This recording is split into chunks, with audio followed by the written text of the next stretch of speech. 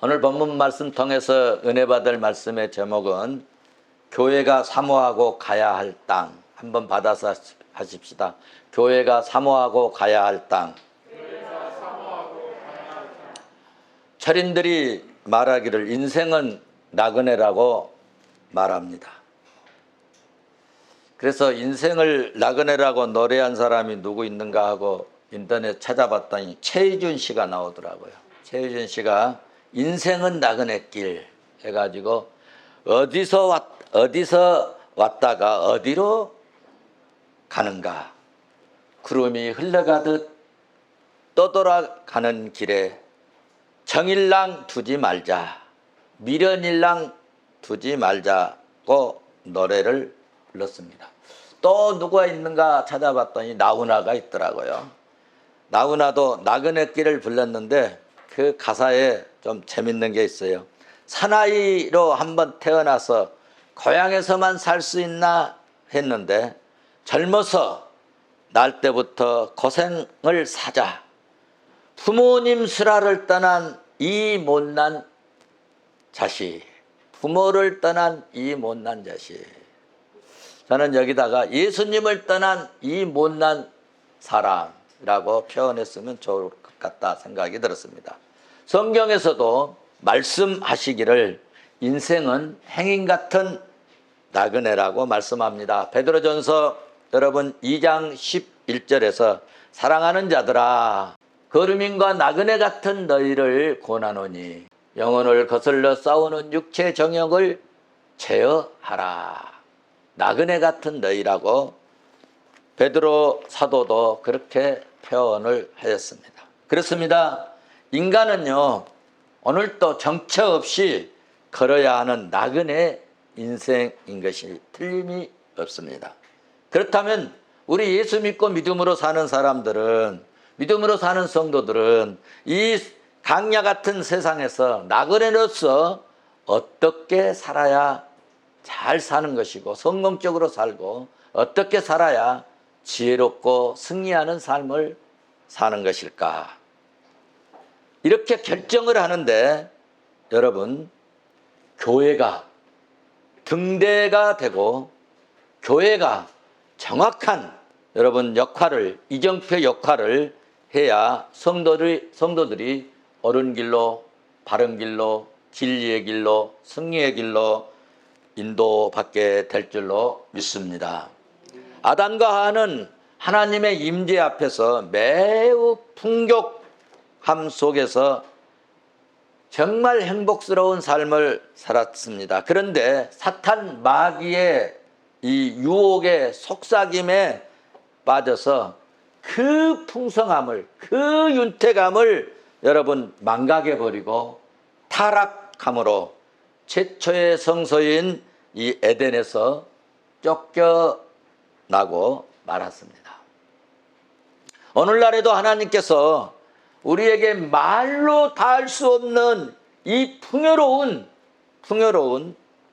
은혜를 주시고 행복스러운 삶을 우리에게 주셨는데도 불구하고 하나님이 주신 것에 대해서 만족하지 못하고 공급하신 하나님의 이 은혜를 망각하고 늘 우리는 갈증을 느끼면서 하처럼 사는 교인들도 있다는 것입니다.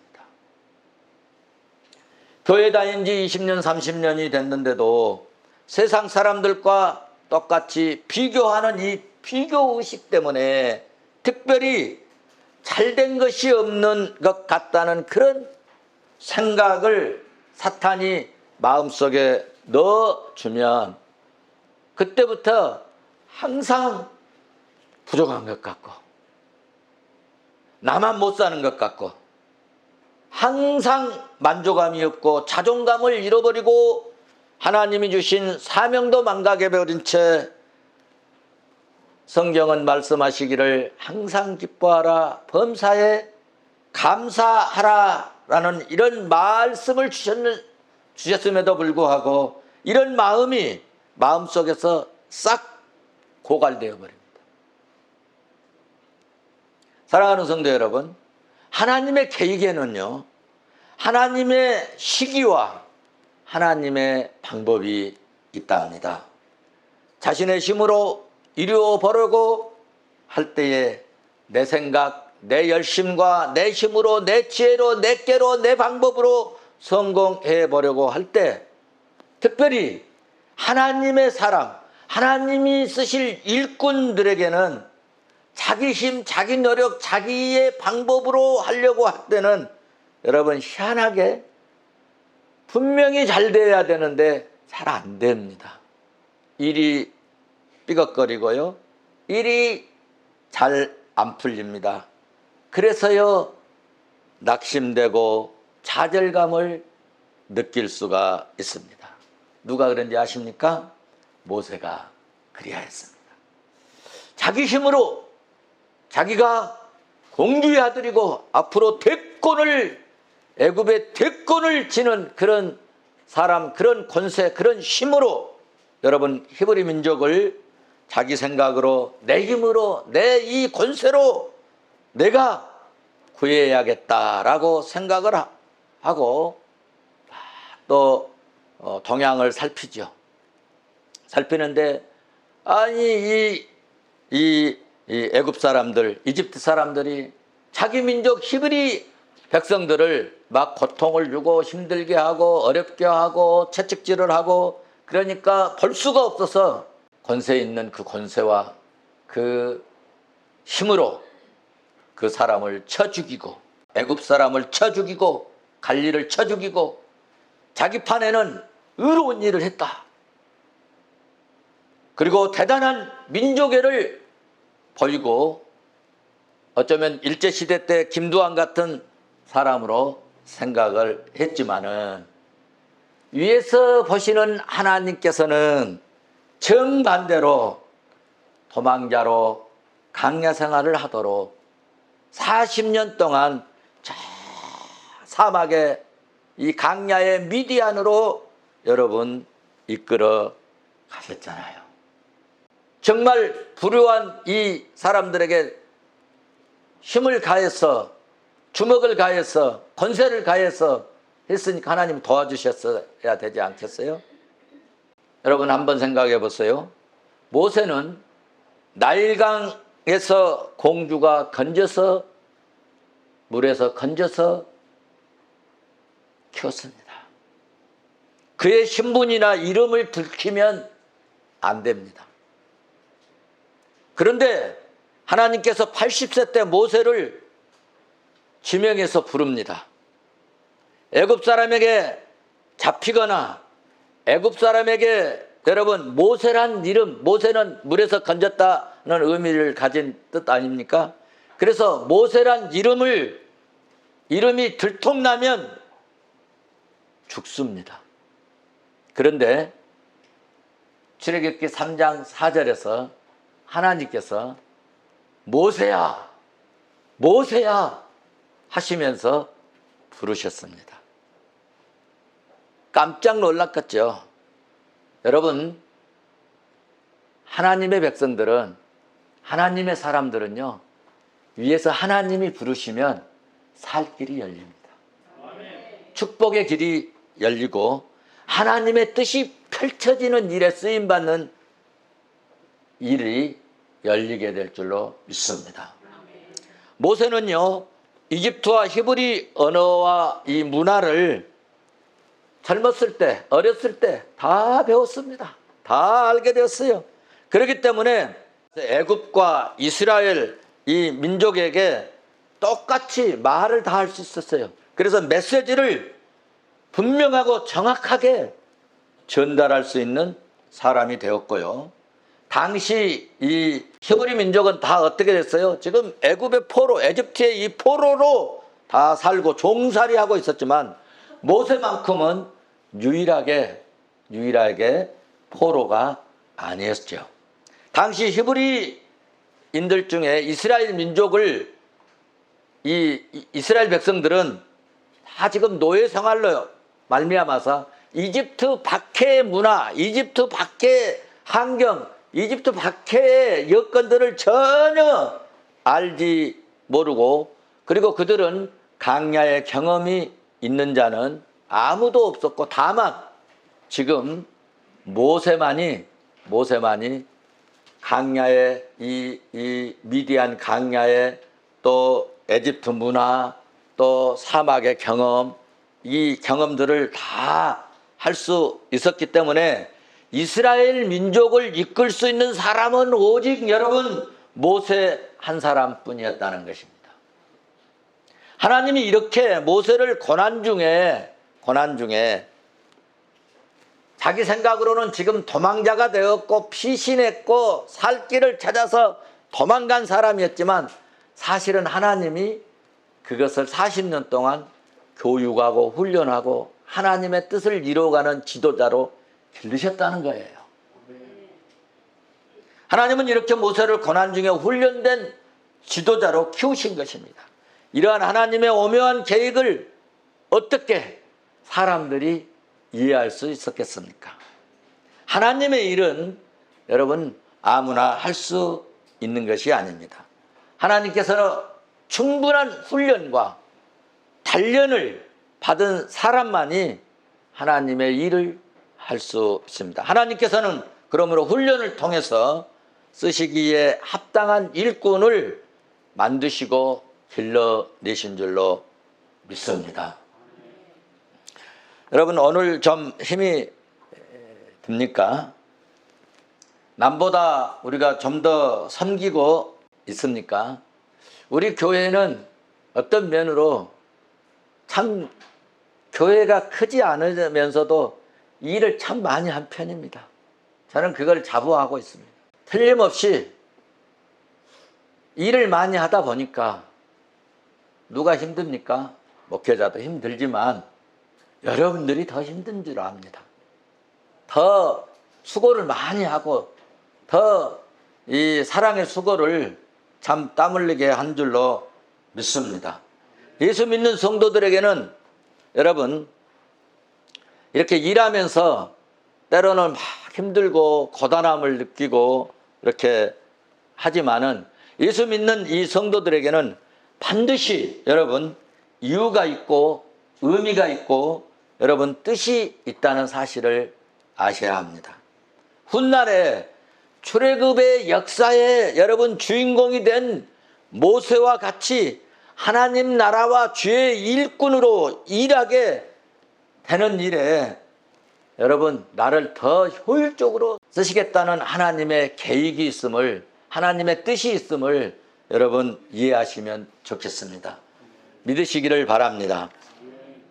자, 그러면 성도 여러분, 우리가 예수 믿고 믿음으로 사는 성도로서 무엇을 바라보고 어디를 향하여 우리가 어디를 향한 그런 그런 마인드를 가지고 살아야 할 것인가?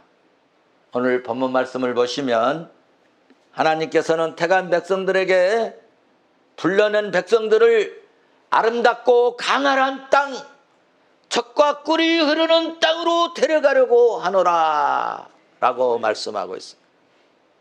오늘 3장 8절을 같이 한번 보시겠습니다. 내가 내려가서 그들을 애굽의 손에 그들을 그 땅에서 인도하여 아름답고 강대한 땅, 젖과 꿀이 흐르는 땅, 곧 가나안 땅, 젖과 족속, 이 가나안 이 땅에는 7족속이 있는데 그 다음부터 7족속에 대해서 말씀하고 있어요.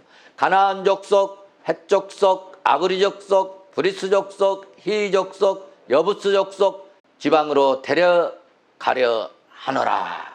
할렐루야. 여러분 어디로 데려간다고요? 어디 땅으로?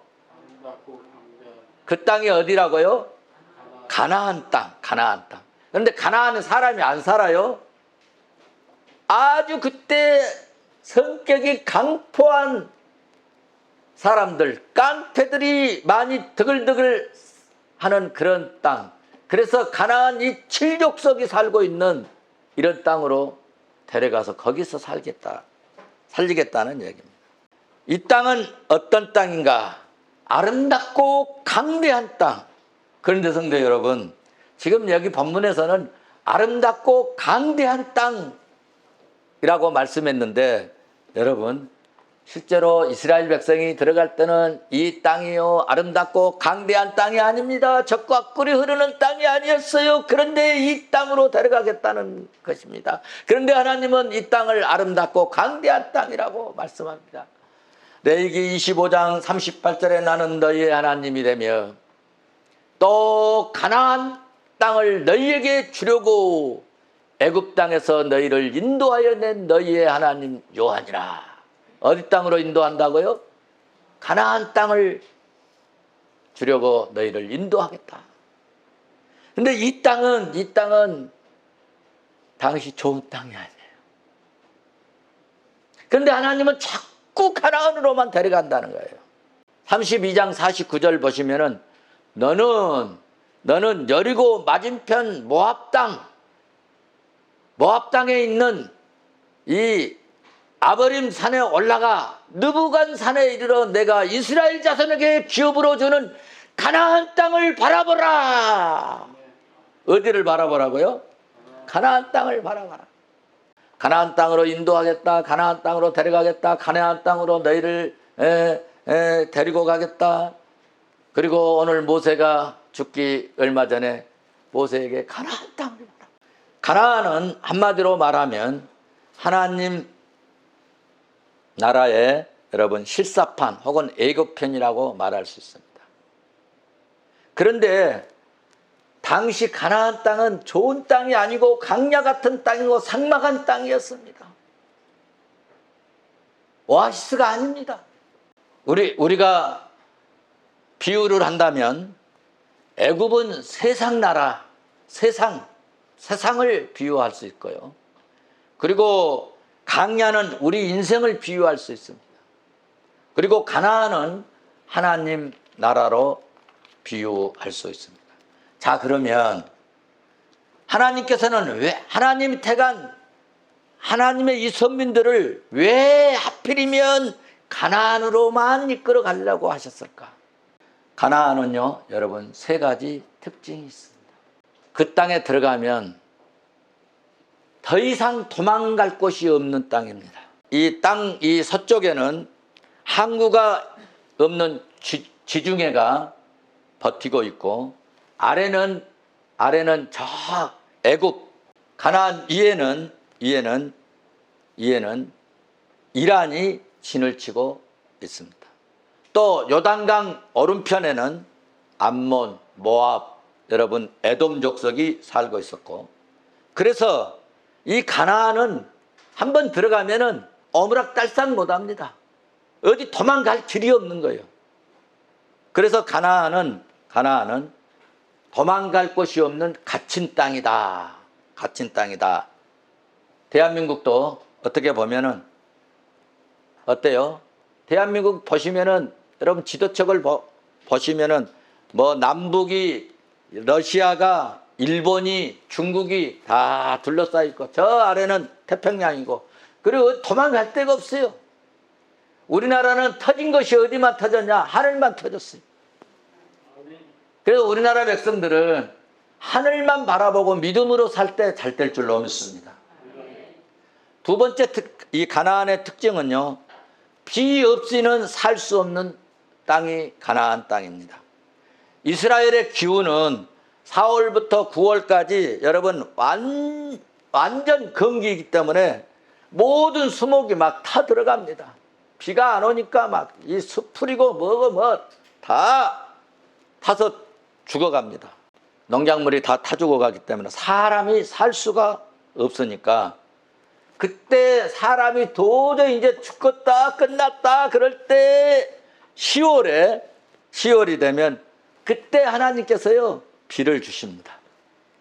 이것을 이른비라고 성경에서 이야기를 합니다. 기가 막힌 비죠. 막 농작물이 다 타 죽고 모든 여러분 식물이 다 타 죽어 갖고 사람들이 갈증이 나가지고 살 수 없는데 하나님께서 그때 비를 싹 내려주는 거예요. 기가 막힌 생명수죠. 이렇게 비가 내리면 그때 이제 사람들이 막 파종을 합니다. 파종하고 씨를 뿌리고 그리고 이제 잎이 나고 꽃이 피고 그리고 3월이 되면 막 곡물들이 이제 막 열매를 맺히려고 합니다. 그런데 그때 바짝 말라 있으니까 그때 열매 잘 맺히도록 하나님께서 비를 주시는데 이것을 여러분 늦은 비라고 하는 것입니다. 그래서 가나안에는 1년에 2번밖에 비가 안 와요. 희한한 땅입니다. 희한한 나라입니다. 이른 비와 무슨 비를 주신다고요? 늦은 비를 주십니다.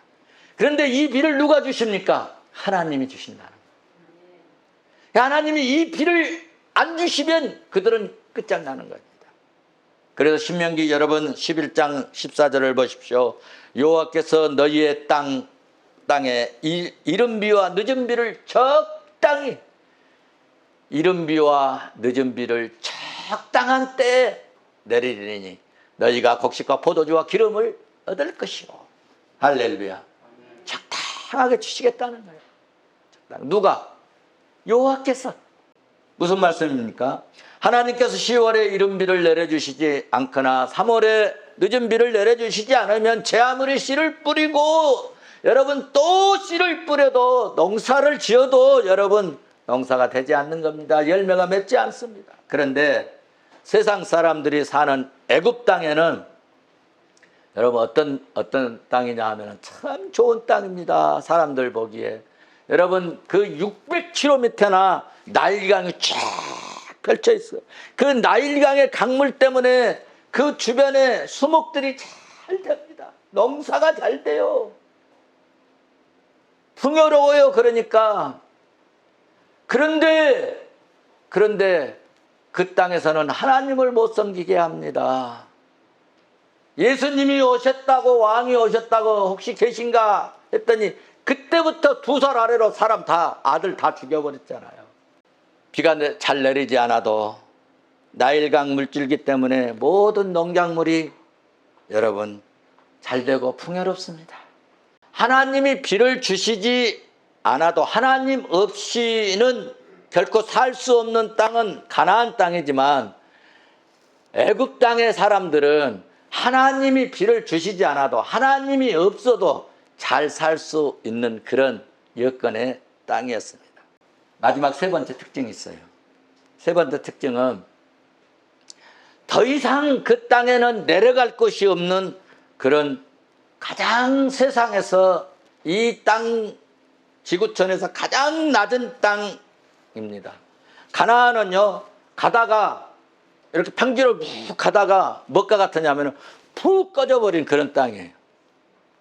이해가 가신지 모르겠어요. 그래가지고 이 갈릴리 호수나 요단강 그리고 사해 땅 이런 땅은 땅 밑에가 있는 거예요. 갈릴리 호수 해수면으로부터 약 212m가 밑으로 떨어져 있어요. 그리고 또 사해바다는 가다가 400m나 땅 밑으로 깔아앉아 있는 땅.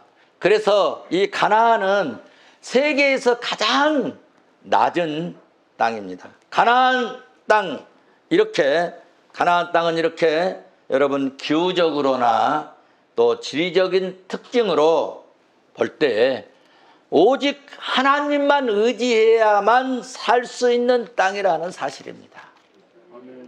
무슨 땅이라고요? 하나님만 의지해야 살 수 있는 땅.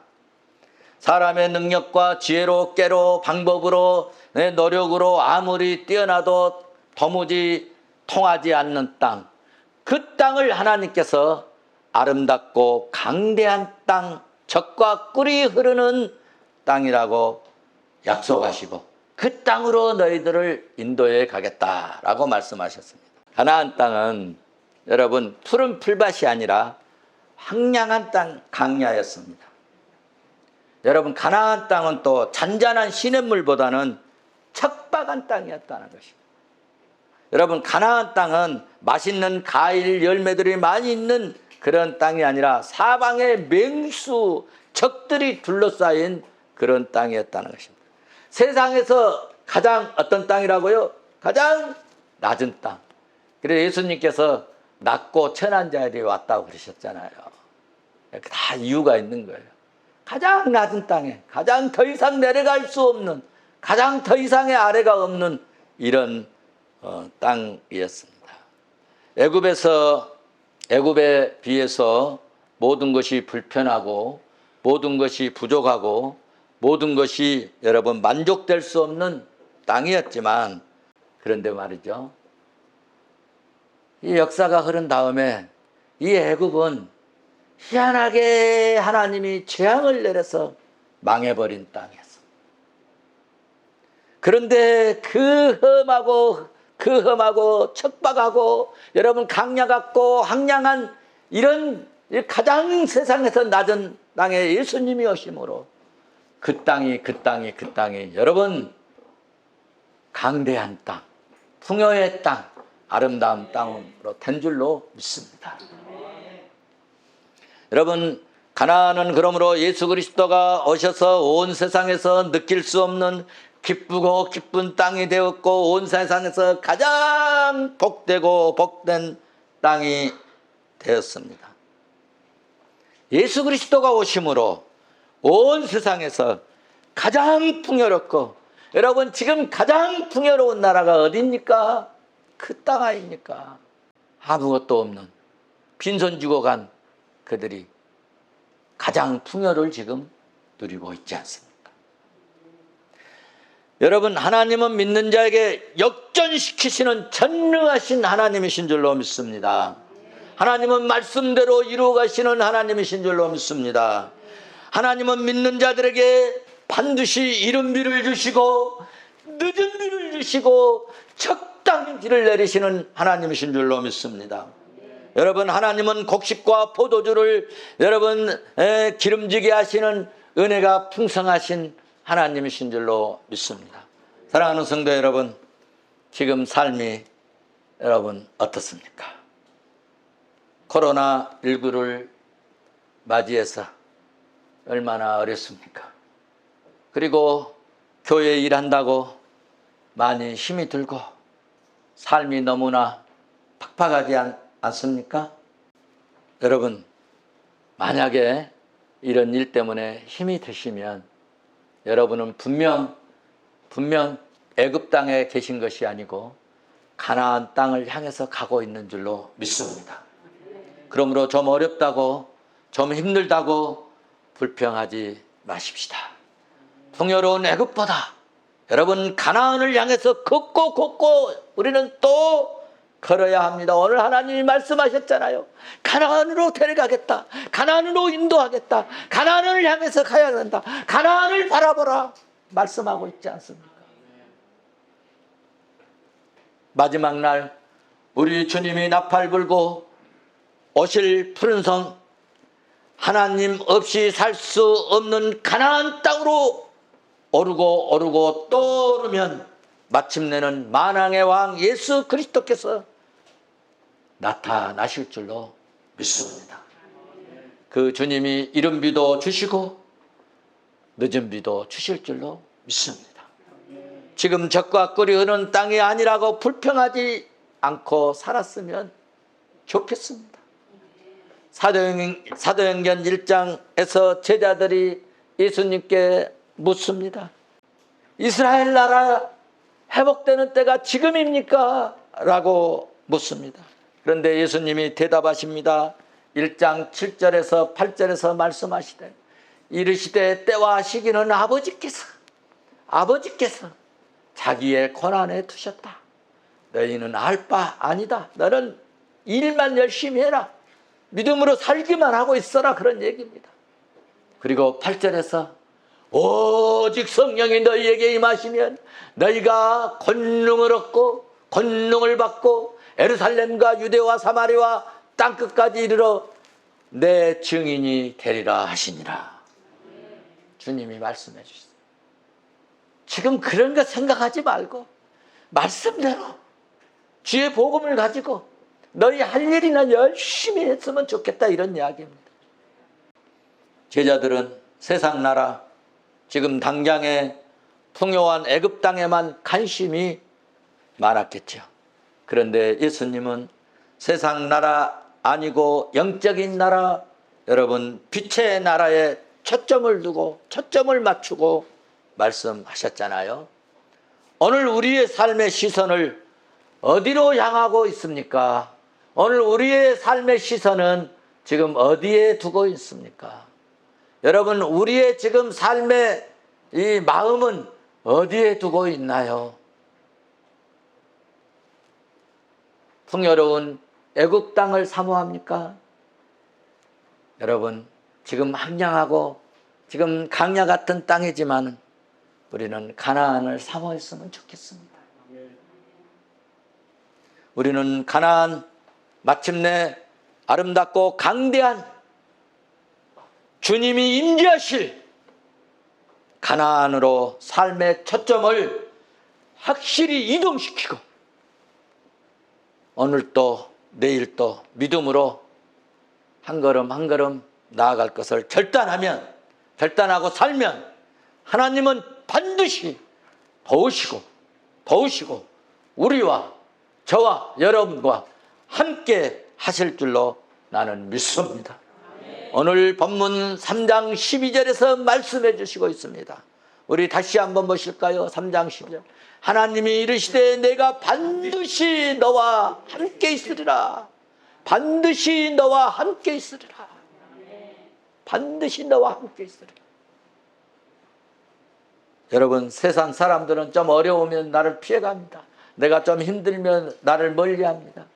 그런데 하나님은, 내 하나님은, 우리가 믿는 하나님은, 우리가 섬기는 하나님은 반드시 너와 함께 있으리니. 할렐루야. 그래서 어떻게 하신다는 거예요? 강대한 땅, 젖과 꿀이 흐르는 땅, 아름다운 땅으로 너 사는 곳, 너 있는 곳 만들어 주시겠다고 말씀하고 있지 않습니까? 할렐루야, 할렐루야.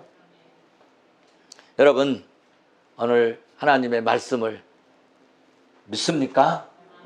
믿습니까? 성경의 말씀을 하나님의 말씀으로 믿습니까? 여러분, 이제 우리가 마음껏 먹고 마시고 살찐 고기가 없어도 여러분 마음껏 하나님을 노래하고 말이죠. 하나님을 찬양하고 하나님께 마음껏 부르줄 수 있는 영적인 가나안, 여러분 푸른 성에서 주님을 만나고 주님과 더불어 사는 복된 믿음의 종들 되시기를 주의 이름으로 축원합니다. 축원합니다.